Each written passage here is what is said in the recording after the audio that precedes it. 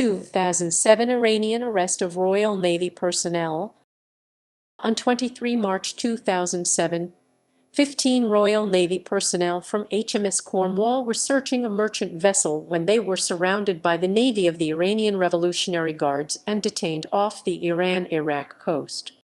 In the course of events, British forces claimed that the vessel was in Iraqi waters, but the Iranians insisted that they were in Iran's territorial waters.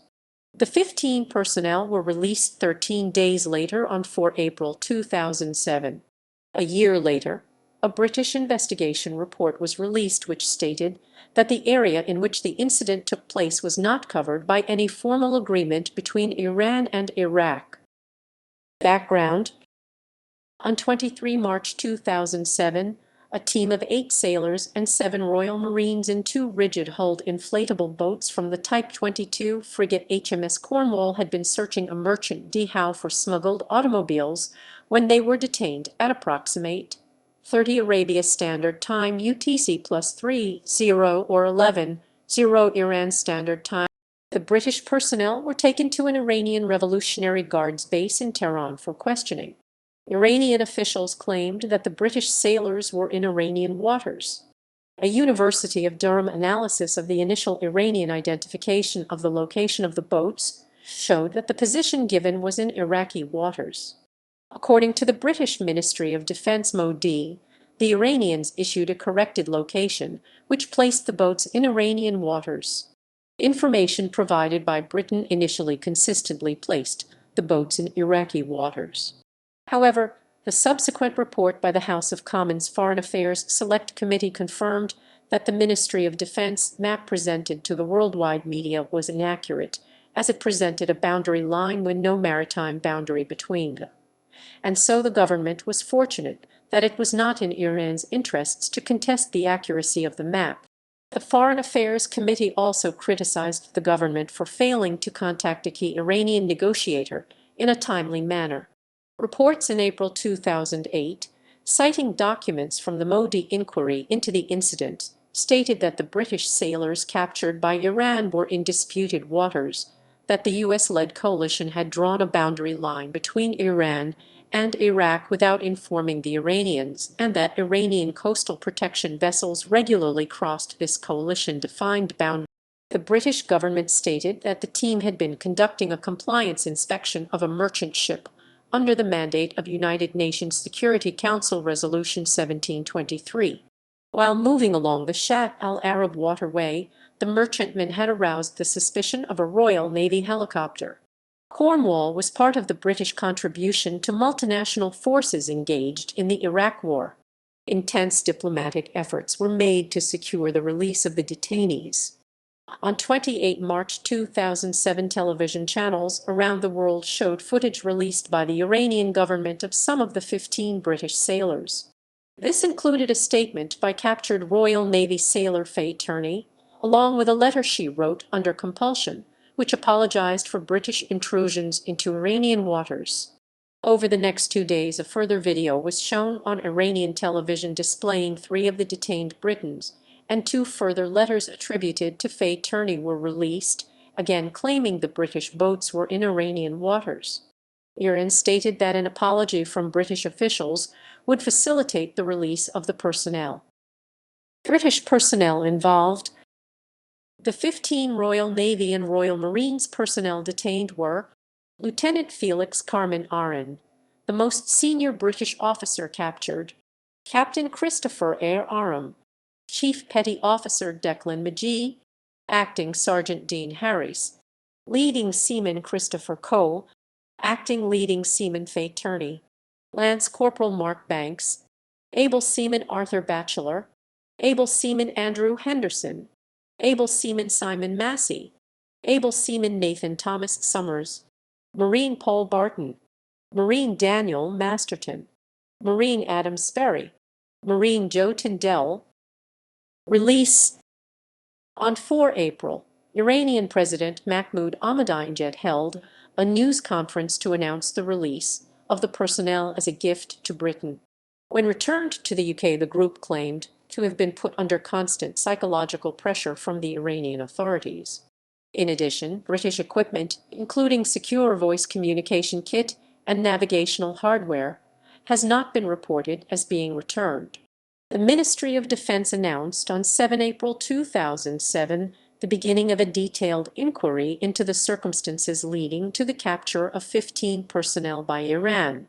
The confidential inquiry was headed by Lieutenant General Sir Robert Fulton, the Governor of Gibraltar and former Commandant General Royal Marines. On 22 July 2007, the House of Commons Foreign Affairs Select Committee released a report into the incident, although Fulton's report had not been released to the Parliamentary Committee. Legal treaties in force at site. The Algiers Agreement, ratified by both nations in 1976, remains in force.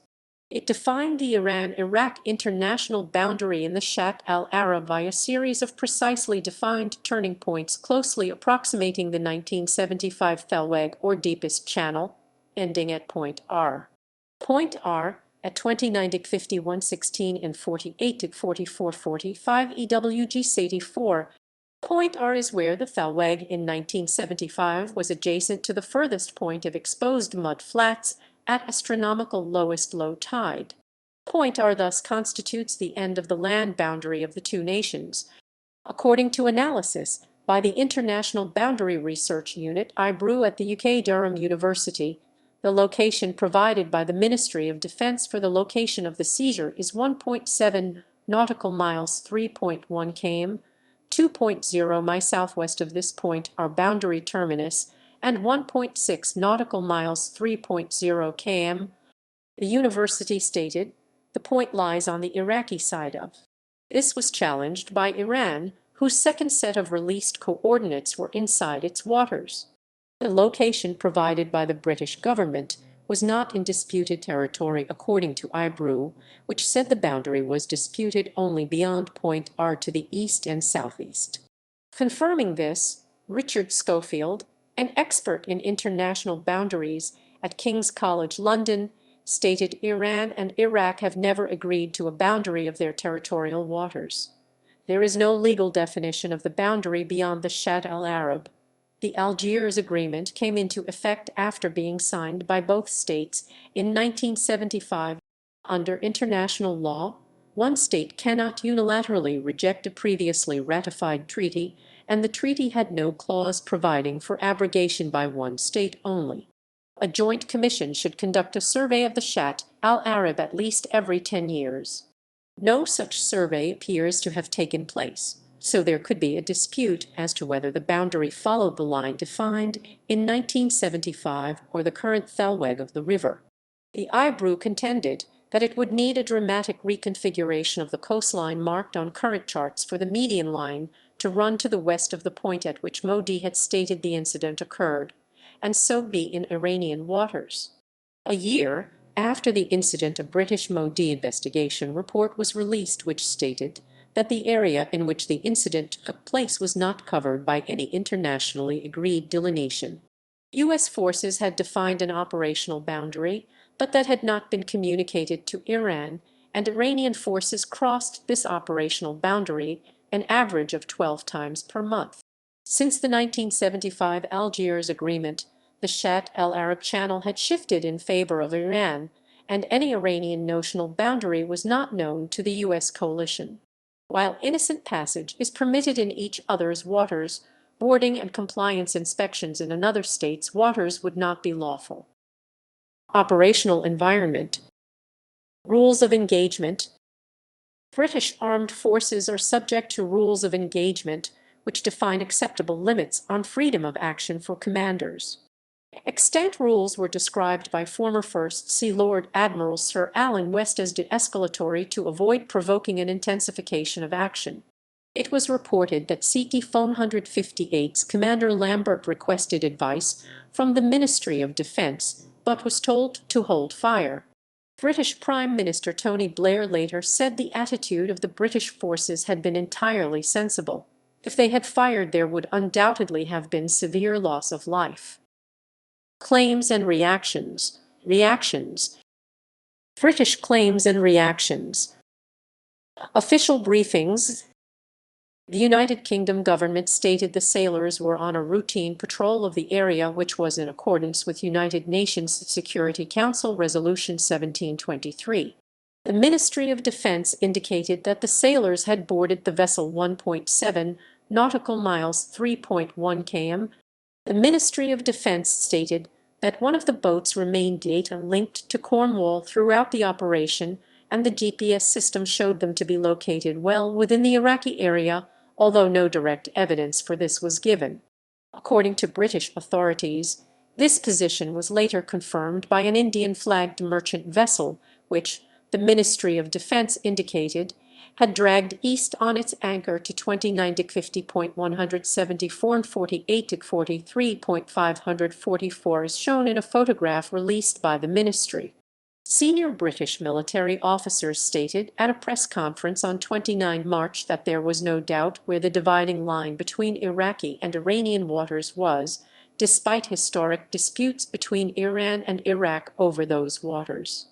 However, this was disputed later by the Foreign Affairs Select Committee report into the incident, which concluded that there is evidence to suggest that the map of the Shatt al-Arab waterway provided by the government was less clear than it ought to have. The pilot and the master of the merchant vessel stated that Iranian vessels surrounded the boarding team and escorted them away. The British boats were seen being taken up the Shatt al-Arab waterway by Iranian Islamic Republican Guard Navy vessels. According to the Ministry of Defense, the Iranian government provided 2 sets of coordinates for the incident, the first of which was inside Iraqi waters. The ministry says that upon challenging the set, a second set of coordinates was provided indicating a position within Iranian waters less than 1 nautical mile, 1.9 km, 1.2 mile away from the first set. British special forces based in Baghdad began planning a contingency rescue effort. In support, Joint Special Operations Command scrambled a Predator drone to assist them, but the window of opportunity for a rescue mission to take place closed when the captives were moved north to Tehran. The British government demanded the return of the personnel. Foreign Secretary Margaret Beckett said, "We sought a full explanation of what happened and left the Iranian authorities in no doubt that we expect immediate and safe return of our service personnel and boats." Prime Minister Tony Blair denied the British boats were in Iranian waters and called the detainment unjustified and wrong. Press and other coverage. The Times raised concerns about what it termed a hostage crisis with the headline "Hostage Fears Over Troops Seized by Iran" on its front page on 24 March. The detainees were also routinely described as hostages by other newspapers.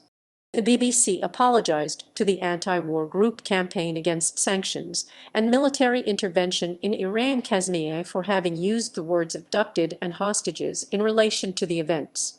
Kazemieh member Abbas Edelat was not satisfied with the apology, stating, "We do not accept that because a story is at an early stage misleading reports are therefore acceptable."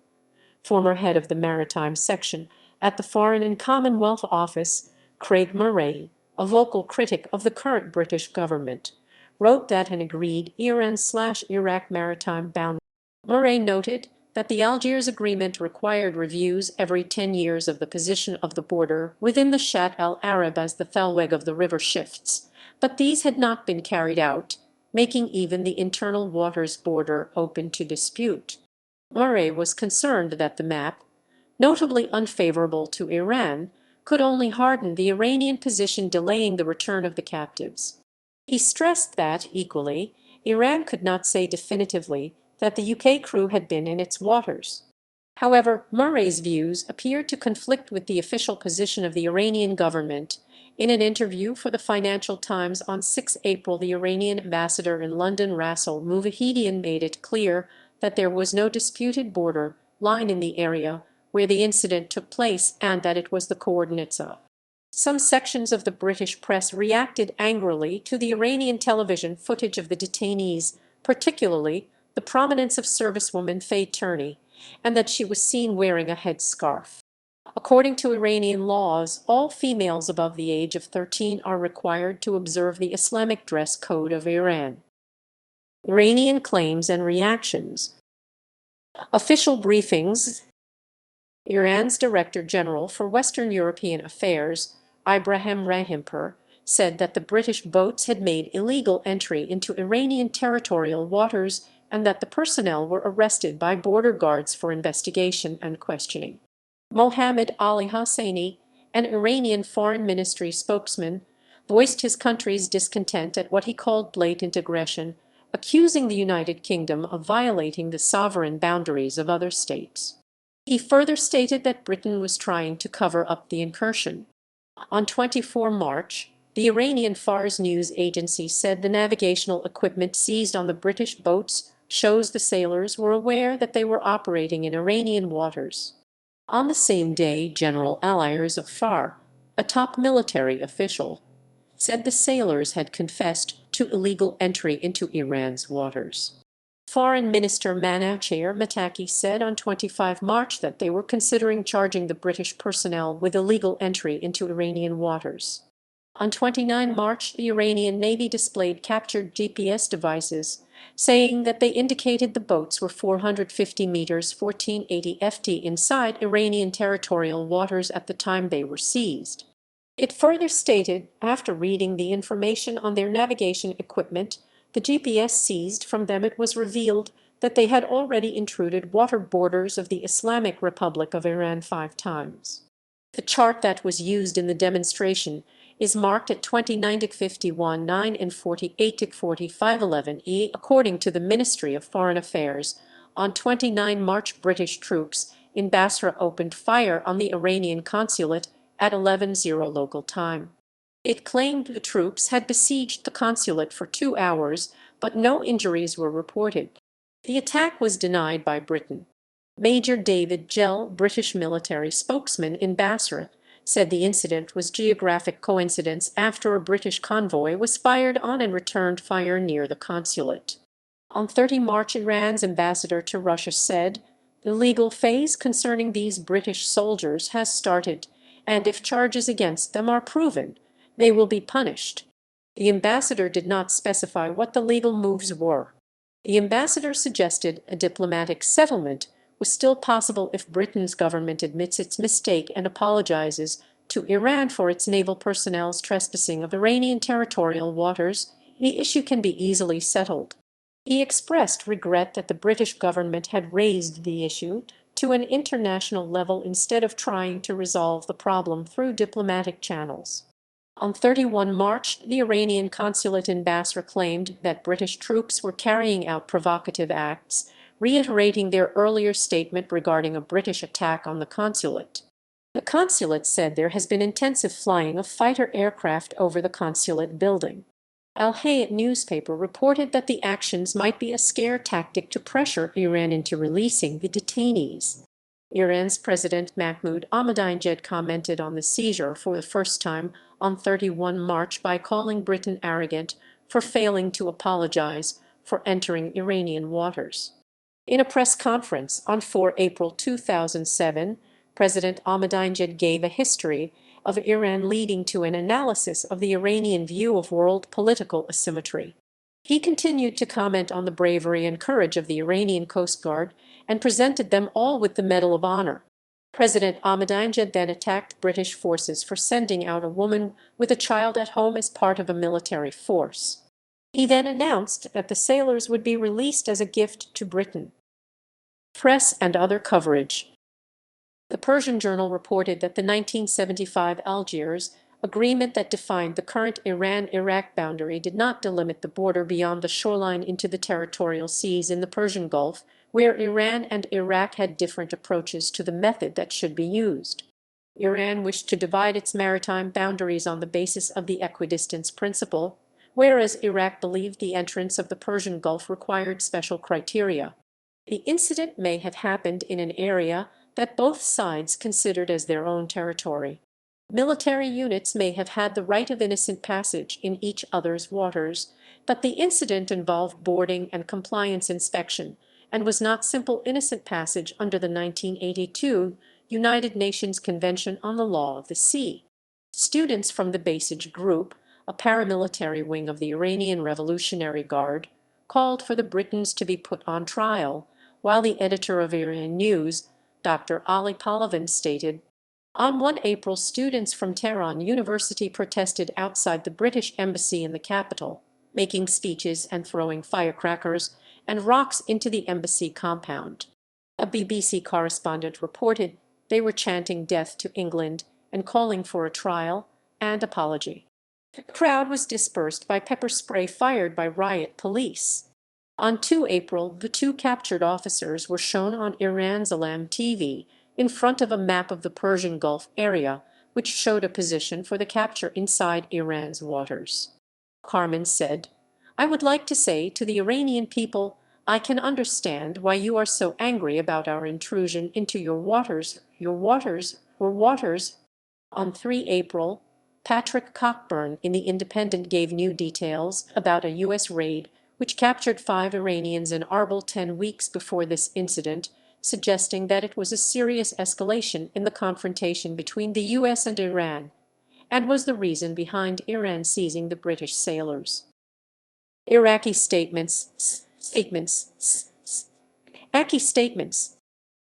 On 24 March, Brigadier General Hakim Jassim, Iraqi military commander of the country's territorial waters, gave an interview with Associated Press.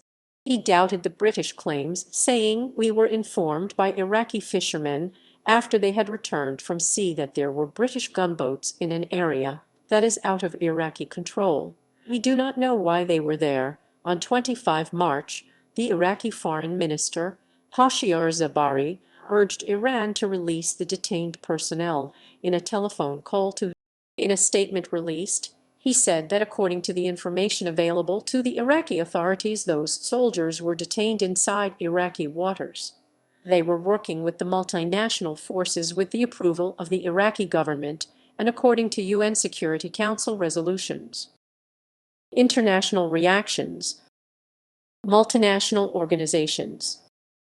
European Union German Chancellor Angela Merkel, who then held the rotating presidency of the Council of the European Union, expressed its full support of the United Kingdom, saying in a speech to the European Parliament that "I would also like to use this opportunity of being in this House to tell you that the EU finds it fully unacceptable that 15 British troops." United Nations. The Security Council made a statement expressing its members the term members of the Security Council rather than the Security Council was used grave concern at Iran's actions, urged Tehran to allow the UK consular access to its personnel, and encouraged an early resolution including the release of all 15 crew members. Attempts by the British to obtain a stronger statement were defeated by opposition on the Council, led by Russia. Asia. Japan Foreign Minister Taro Aso made repeated calls to Iranian officials to free the detained Royal Navy sailors after he had personally spoken to Iranian Foreign Minister Manouchehr Mataki about releasing them unconditionally. Europe. Norway expressed its full support of the demands made by the European Union for the immediate release of the 15 Royal Navy soldiers, but also hoped that the situation would not escalate. On 30 March, the State Secretary of the Ministry of Foreign Affairs Raymond Johansen said in a statement to NRK that it is very important that the conflict between Iran and the European nations does not escalate. We have to find an immediate solution to this problem. Sweden Foreign Minister Carl Bildt said in a statement that it is quite obvious that the Iranians are conducting a kidnapping, and that cannot be accepted. Belgium Foreign Minister Karel de Gucht expressed his deep concern on the situation and stressed the fact that a dialogue needed to be opened not only for this particular issue, but for the Iranian nuclear program as well. North America. Canada. The government called for the immediate release of the British personnel and also gave support for the UK version of events and location of the abduction. Minister of Foreign Affairs Peter MacKay went on to say, "This is an unacceptable incident. Iran has no authority to conduct military operations within Iraqi territorial waters. British forces are operating in Iraq under UN authority and at the invitation of the government of Iraq, and the British personnel were engaged in legitimate and routine." United States. The White House said that U.S. President George W. Bush pledged his support to the British government over the crisis and agreed to help them in any way that he could. Furthermore, on 1 April, President Bush at a press conference at Camp David said that the British hostages issue is a serious issue because the Iranians took these people out of Iraqi water. The Senate passed a resolution condemning Iran's conduct in the strongest possible terms and calling for the immediate, safe, and unconditional release of the sailors. The House of Representatives did not. The House Foreign Affairs Committee issued a statement demanding the release of the Marines, stating that the government of Iran has once again ignored international law by seizing sailors in waters outside their jurisdiction. The Navy dispatched two Nimitz-class supercarriers, USS John C. Stennis and USS Dwight D. Eisenhower, with approximately 50 F/A-18 Super Hornet fighter jets each, as well as 15 other warships, to the Persian Gulf. The Navy maintained that the battle group was dispatched to the Persian Gulf before Iran detained the British sailors, and that this was not a show of force in response to Iran. Oceania. Australia called for the immediate release of the British sailors. Foreign Minister Alexander Downer made a statement saying Australia was seriously concerned for the British personnel and urged Iran to release them immediately. The UK-based pan-Arabic newspaper Asharq al-Awsat quoted an unnamed source whom they identified as a source close to the command of Quds Force that said the detention of coalition military personnel had been planned as early as The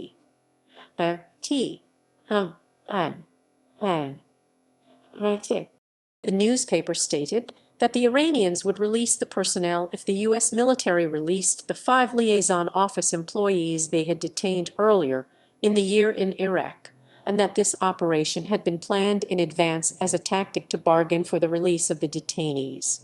Pope Benedict XVI sent a written appeal to Iran's top authority, Ayatollah Ali Khamenei, seeking the release of 15 British military personnel who were captured in the Persian Gulf.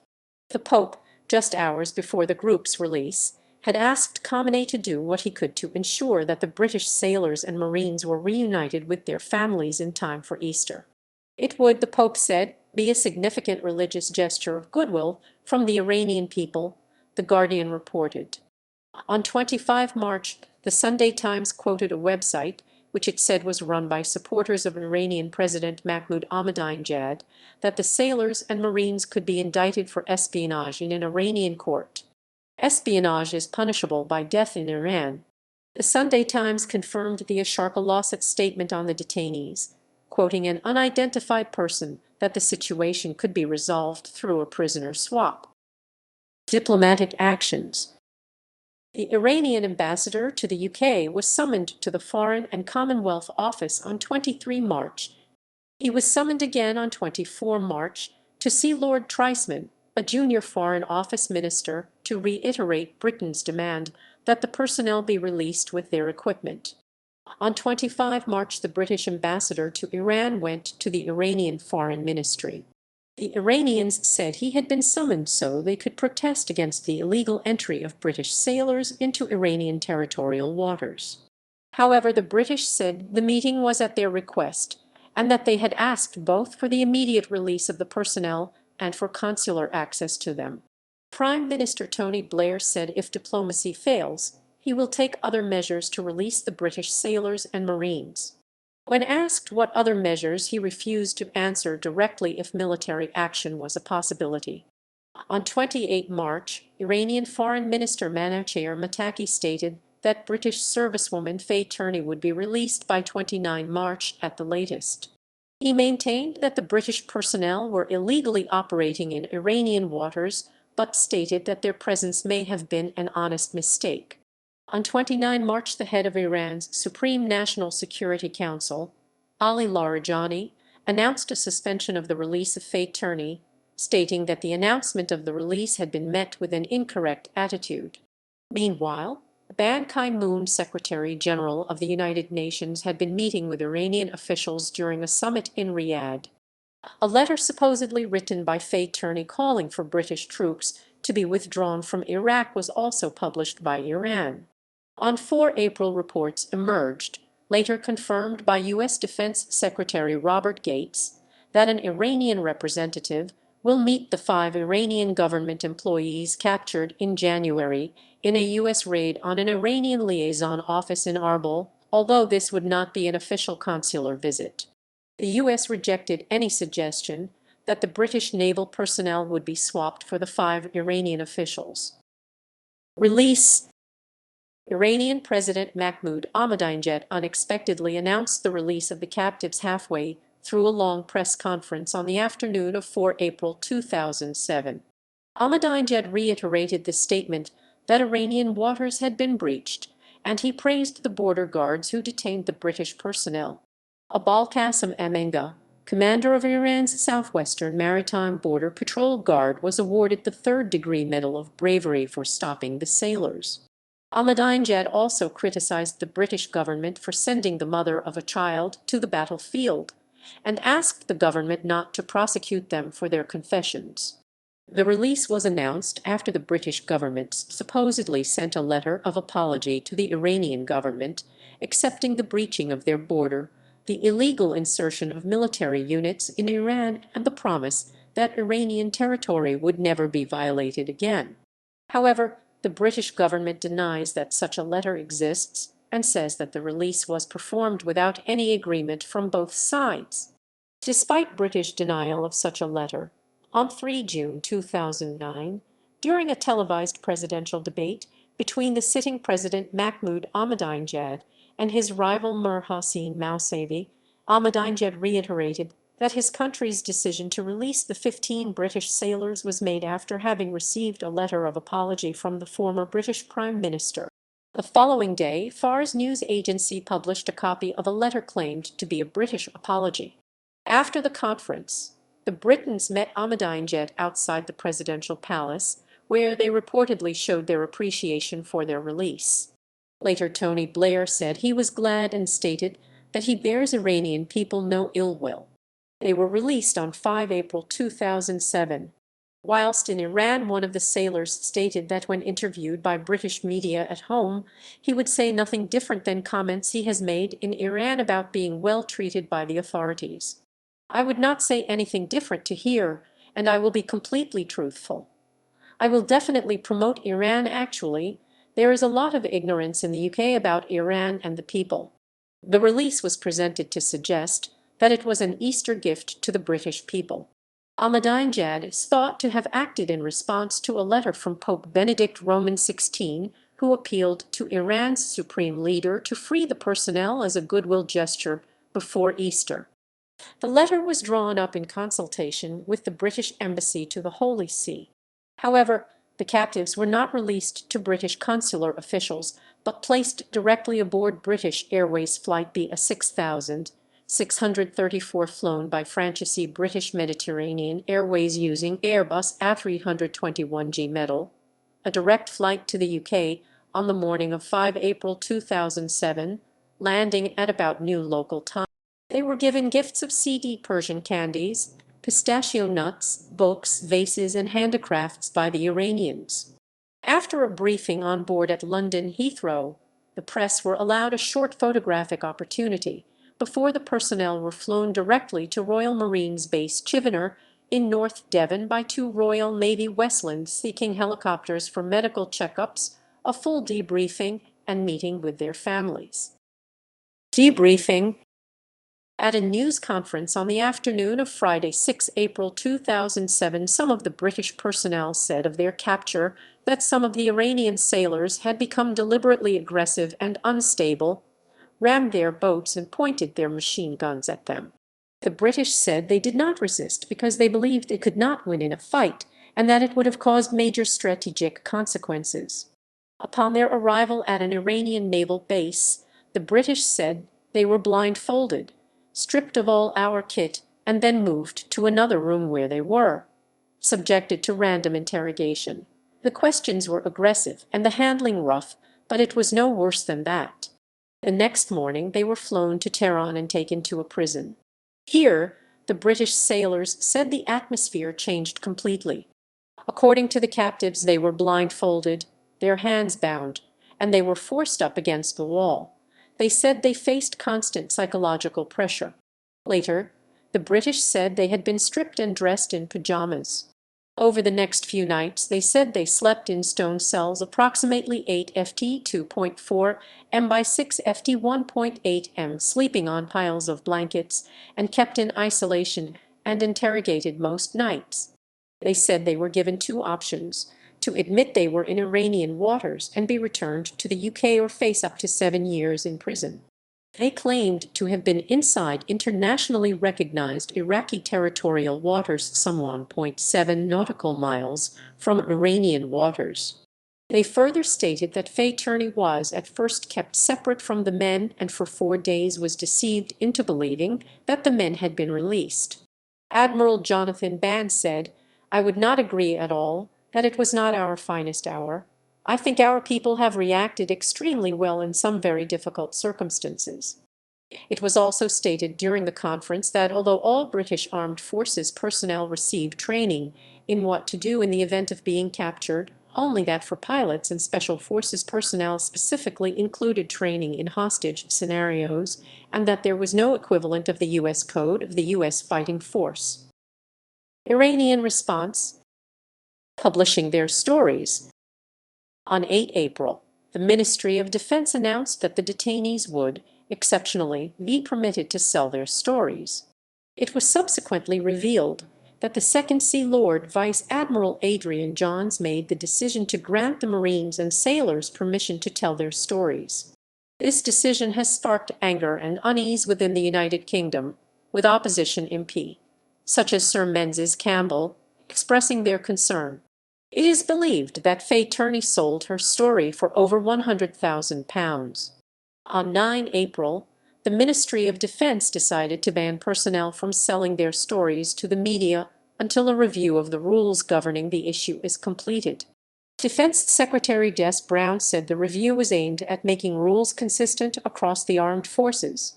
His announcement will not affect any of the 15 service members who already have talked to media, a Defense Ministry spokesman said.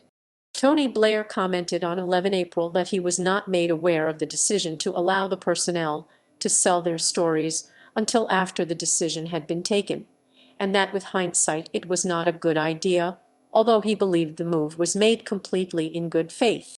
Following further pressure on the government, Prime Minister Tony Blair insisted there would be no witch hunt for culprits.